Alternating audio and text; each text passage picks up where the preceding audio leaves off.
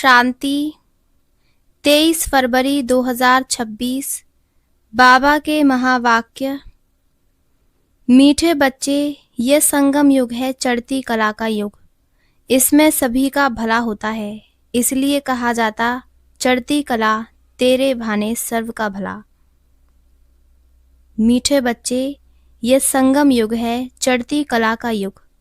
इसमें सभी का भला होता है, इसलिए कहा जाता चढ़ती कला तेरे भाने सर्व का भला। प्रश्न। बाबा सभी ब्राह्मण बच्चों को बहुत बहुत बधाइयाँ देते हैं, क्यों? उत्तर। क्योंकि बाबा कहते तुम मेरे बच्चे मनुष्य से देवता बनते हो। तुम अभी रावण की जंजीरों से छूटते हो। तुम स्वर्ग की राजाई पाते हो, पास विद ऑनर बनते हो। मैं नहीं, इसलिए बाबा तुम्हें बहुत बहुत बधाइयाँ देते हैं। तुम आत्माएं पतंग हो, तुम्हारी डोर मेरे हाथ में है। मैं तुम्हें स्वर्ग का मालिक बनाता हूँ। गीत। आखिर वह दिन आया आज। ओम शांति। ये अमर कथा कौन सुना रहे हैं?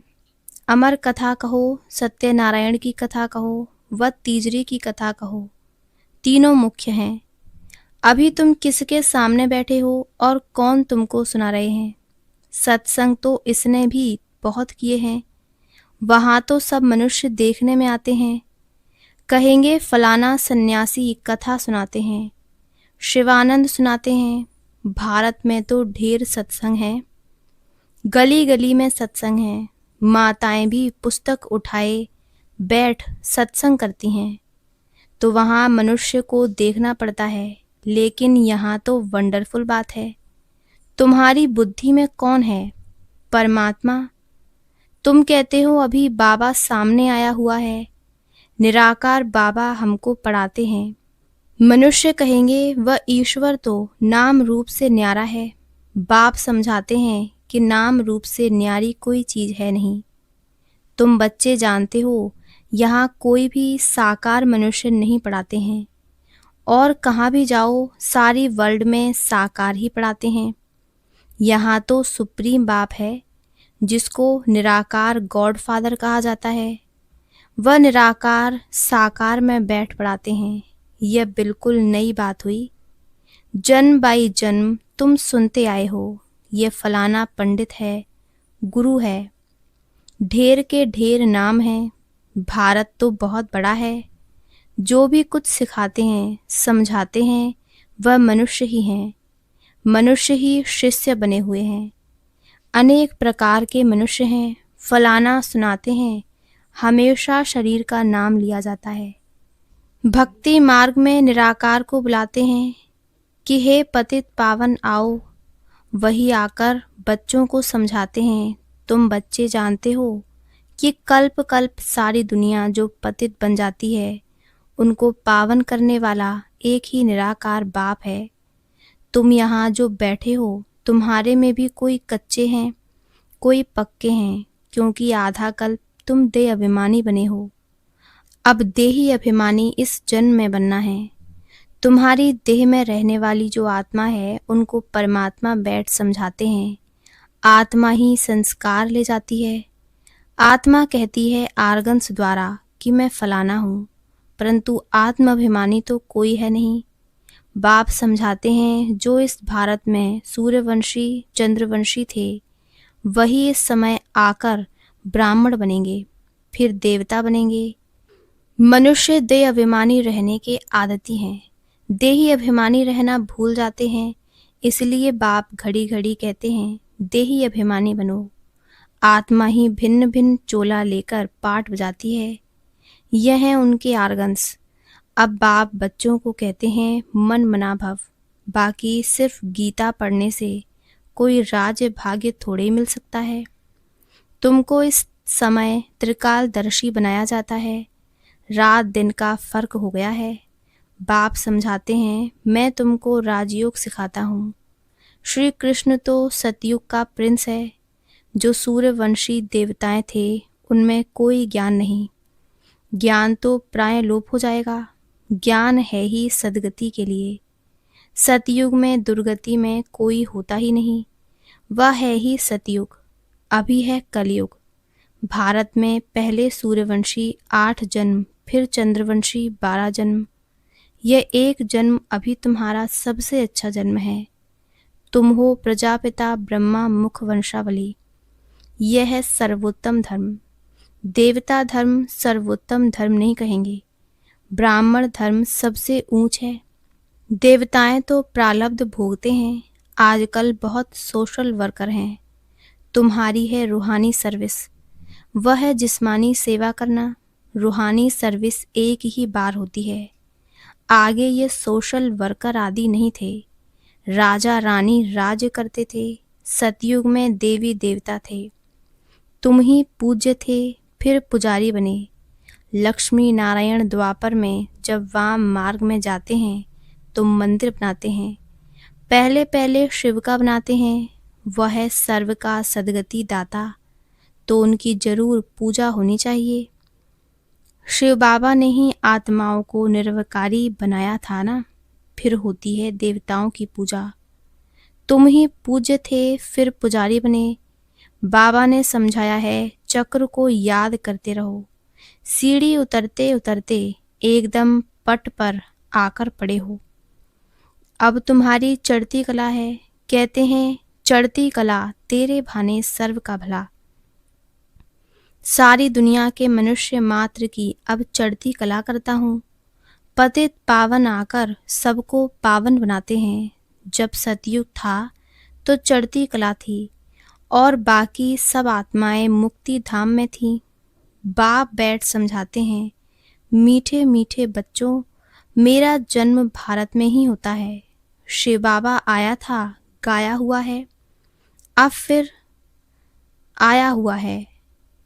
इसको कहा जाता है राजस्व अश्वमेध अविनाशी रुद्र ज्ञान यज्ञ। स्वराज पाने के लिए यज्ञ रचा हुआ है। विघ्न भी पड़े थे, अब भी पड़ रहे हैं। माताओं पर अत्याचार होते हैं। कहते हैं बाबा हमको ये नग्न करते हैं, हमको ये छोड़ते नहीं। बाबा हमारी रक्षा करो। दिखाते हैं द्रौपदी की रक्षा हुई। अभी तुम 21 जन्मों के लिए बेहद के बाप से वर्षा लेने आए हो। याद की यात्रा में रहकर अपने को पवित्र बनाते हो। फिर विकार में गए तो खलास, एकदम गिर पड़ेंगे। इसलिए बाप कहते हैं पवित्र जरूर रहना है। जो कल पहले बने थे वही पवित्रता की प्रतिज्ञा करेंगे। फिर कोई पवित्र रह सकते हैं, कोई नहीं रह सकते हैं। मुख्य बात है याद की। याद करेंगे, पवित्र रहेंगे और सुदर्शन चक्र फिराते रहेंगे तो फिर ऊंच पद पाएंगे। विष्णु के 2 रूप राज करते हैं ना, परंतु विष्णु को जो शंख चक्र दे दिया है वह देवताओं को नहीं था, लक्ष्मी नारायण को भी नहीं था। विष्णु तो सूक्ष्म वतन में रहते हैं, उनको चक्र के नॉलेज की दरकार नहीं है। वहाँ मूवी चलती है। अभी तुम जानते हो कि हम शांति धाम के रहने वाले हैं। वह है निराकारी दुनिया। अब आत्मा क्या चीज है वह भी मनुष्य मात्र नहीं जानते। कह देते आत्मा सो परमात्मा। आत्मा के लिए कहते हैं एक चमकता हुआ सितारा है जो भ्रकुटी के बीच रहता है। इन आँखों से देख न सकें, भल कोई कितना भी कोशिश करें, शीशे आदि में बंद करके रखें कि देखें कि आत्मा निकलती कैसे है।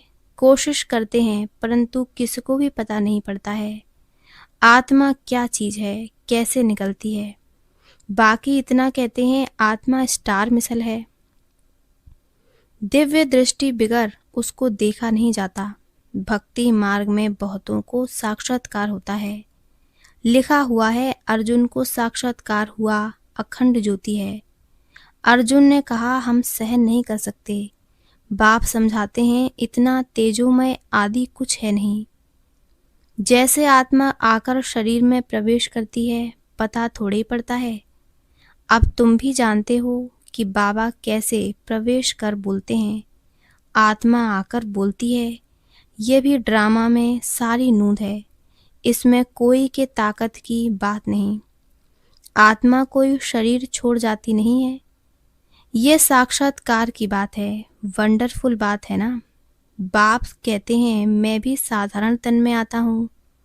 आत्मा को बुलाते हैं ना, आगे आत्माओं को बुलाकर उनसे पूछते भी थे, अभी तो तमो प्रधान बन गए हैं ना। बाप आते ही इसलिए हैं कि हम जाकर पतितों को पावन बनाएं। कहते भी हैं 84 जन्म, तो समझना चाहिए कि जो पहले आए हैं उन्होंने ही 84 जन्म लिए होंगे।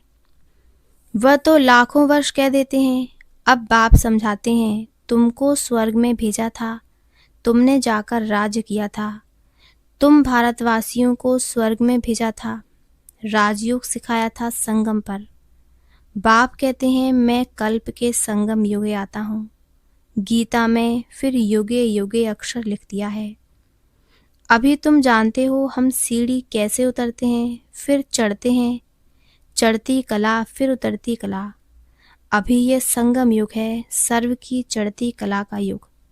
सब चढ़ जाते हैं, सब ऊपर में जाएंगे, फिर तुम आएंगे स्वर्ग में पाठ बजाने।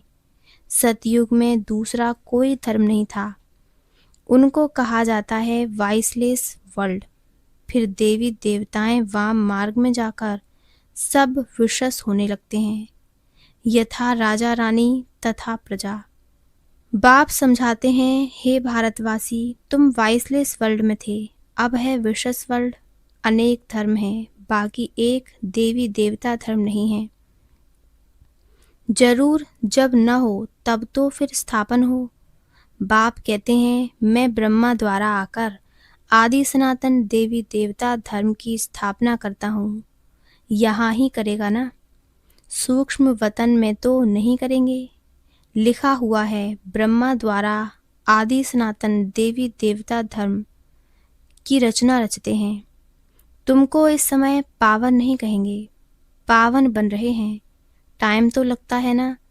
पतित से पावन कैसे बने ये कोई भी शास्त्रों में नहीं है। वास्तव में महिमा तो एक बाप की ही है। उस बाप को भूलने के कारण ही आर्फन बन पड़े हैं, लड़ते रहते हैं, फिर कहते सब मिलकर एक कैसे हों। भाई भाई है ना। बाबा तो अनुभवी है, भक्ति भी इसने पूरी की है, सबसे अधिक गुरु किए हुए हैं। अब बाप कहते हैं इन सबको छोड़ो, अब मैं तुमको मिला हुआ हूँ, सर्व का सदगति दाता। एक सत श्री अकाल कहते हैं ना। अर्थ नहीं समझते, पढ़ते तो बहुत रहते हैं।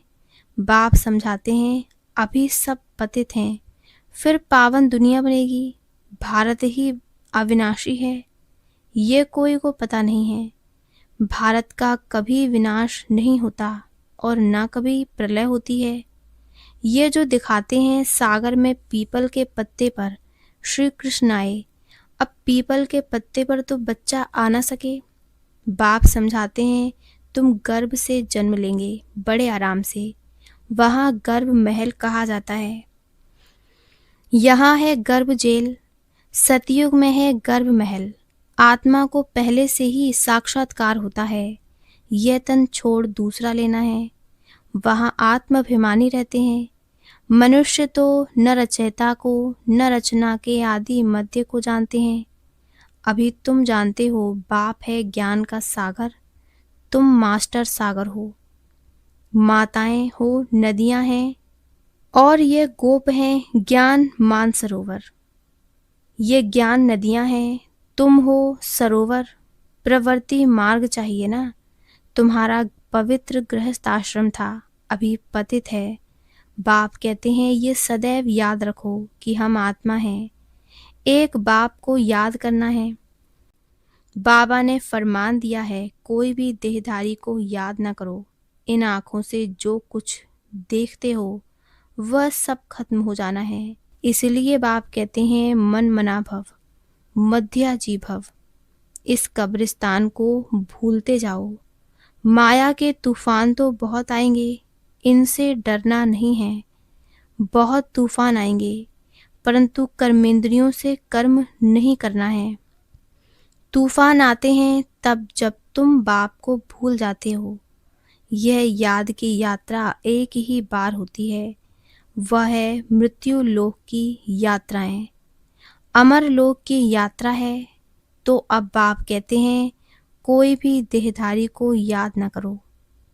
बच्चे शिव जयंती की कितनी तारें भेजते हैं। बाप कहते हैं तत्वम। तुम बच्चों को भी बाप बधाइयाँ देते हैं। वास्तव में तुमको बधाइयाँ हो, क्योंकि मनुष्य से देवता तुम बनते हो। फिर जो पास विद ऑनर होगा उनको जास्ती मार्क्स और अच्छा नंबर मिलेगा। बाप तुमको बधाइयाँ देते हैं कि अब तुम रावण की जंजीरों से छूटते हो।